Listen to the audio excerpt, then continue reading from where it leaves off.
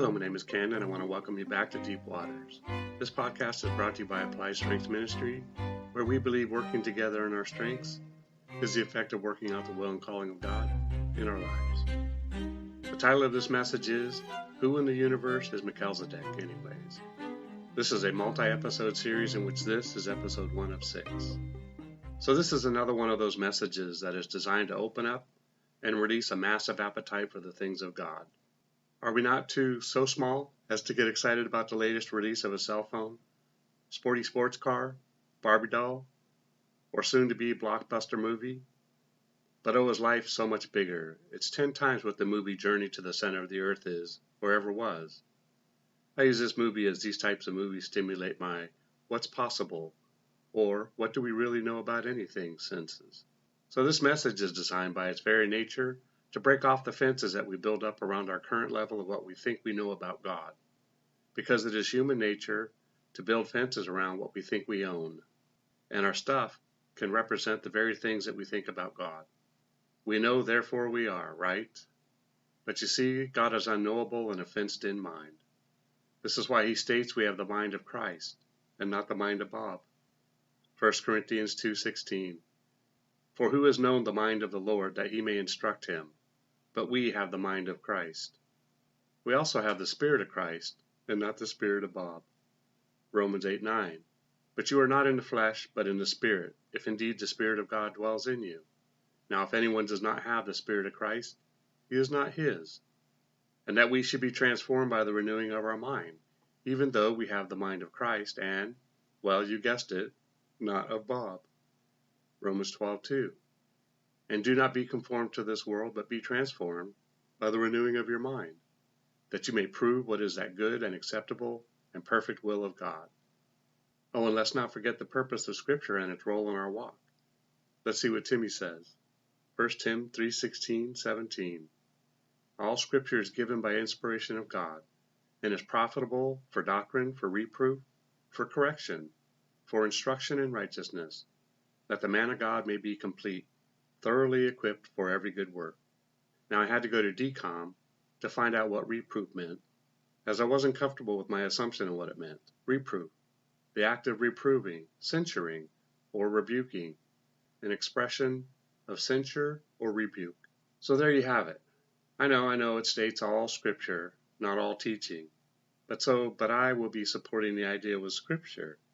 However, this does not abrogate your responsibility to search a matter out. Acts 17:11. These were more fair-minded than those in Thessalonica, in that they received the word with all readiness, and searched the Scriptures daily to find out whether these things were so. Job 11:7. You want to be complete and thoroughly equipped for the work of God? Then you have to tear down the mind fences, and the thought fences, the eye fences, the ear fences, and the heart fences, and be open to the idea that no one on this rock knows God to the degree that he can or should discount a new take on an old idea. And if you don't believe what me says, then we get along anyways. John 13:34, Romans 14:1, Philippians 2:14-16, and 1 Peter 4:8-10.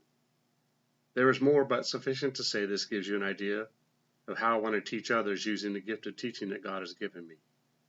And by all means, since it is my mission in all of my message to do so, please extend your God-given gifts to others as well. We can all, to the least and to the most, help to equip the saints for the work of ministry, even if it is just to be a good example of how to allow others to equip us. This is how we walk in victory together. Hebrews 10:24-25 and Acts 4:32-35. So now I'm not against fences, and I know this message is not about fences either. But keep in mind that as much as fences keep things out, they also keep things in. So in the next minute, I ask that you swing the gate of your mind open for no other reason than to give yourself a chance to make a sound decision. What you decide to do with this information is entirely up to you. It is not for everyone, as it took me 3 decades to learn how to be open to different angles of the Bible. Hopefully it won't take you as long. Let's roll. So this isn't just about Melchizedek, but about how he was a part of a concocted scheme and plan that we know failed. It failed badly, but resulted in God sending Earth through a deluxe car wash, This is about how giants of the land came into existence, about a battle that Satan was waging against God and his weakly chosen peeps, who were as deceived as Eve was in the garden. What? Did I just throw Eve into the story? I, once again, did not get first-hand revelation of all these events, but in reading various books, not seeking to be enlightened about these facts, but just to learn, discovered that there is support in the Word for such events. So we know that there are big skeletons being discovered throughout the lands. The internet is full of these images. I know some say that they are fake and the images have been doctored up. And to that I say, in Genesis 6:4, there were giants on the earth in those days, and also afterward, when the sons of God came into the daughters of men, they bore children to them. They were mighty men who were of old, men of renown. Boom, didn't see that coming, did ya? No, but real or fake, we had giants, and they came from somewhere. And like dinosaurs, it's good that they are extinct. So the sons of God are discussed in Job's 1 and 2, and Genesis 6:1-4. Who are they? What if they were the priests led by none other than Melchizedek? I know it's too early in the story to latch on to that one, but allow me to knit a scriptural sweater and then assess. Job 1:6-7.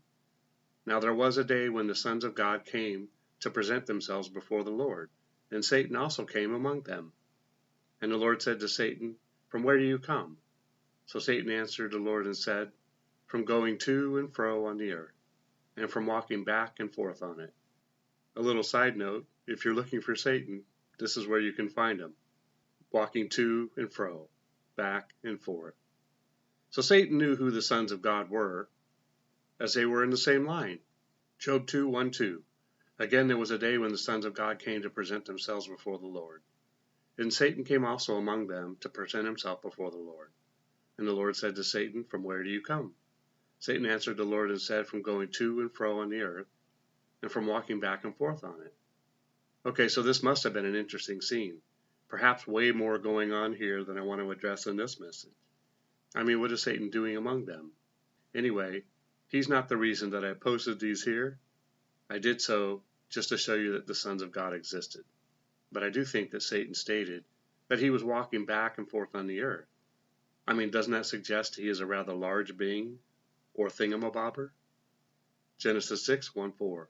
Now it came to pass when men began to multiply on the face of the earth, and daughters were born to them, that the sons of God saw the daughters of men, that they were beautiful, and they took wives for themselves and all whom they chose.